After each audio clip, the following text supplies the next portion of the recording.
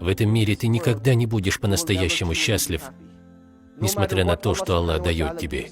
Ты никогда не будешь по-настоящему доволен. Наш мир создан разбивающим сердца. Он был создан таковым. Если ты хочешь обрести счастье в этом мире, то ты ищешь не в том месте. Как вы можете чувствовать себя никчемными, мои дорогие братья? Как вы можете чувствовать себя никчемными, мои дорогие сестры?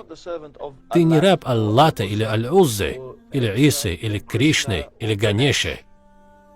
Ты не раб моды, денег или славы, красоты, власти или положения.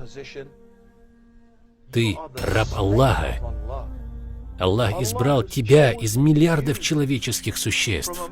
Аллах избрал тебя и одарил исламом.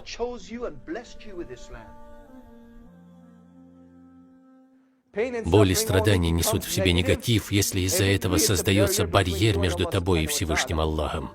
Но боль и испытания становятся положительной мотивацией для тебя, если при этом ты возвращаешься к Аллаху.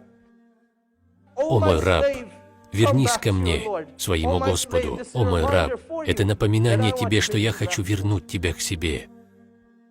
На них не будет страха, и они не будут опечалены. Не переживайте, о мусульмане, из-за того, что еще не произошло. Это просто страх.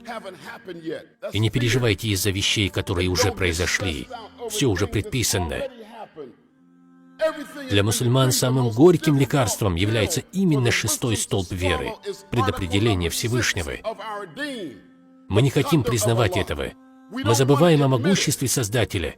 Мы забываем о всеведении Аллаха. Мы забываем, что произошли из капли, и мы были ничем. Мухаммаду ибн Абдулля, алейхиссалату вассалям, пришлось все исправить, потому что мы все делали не так. И мы так боимся, потому что забываем. Мы боимся и забываем, что Всевышний все контролирует.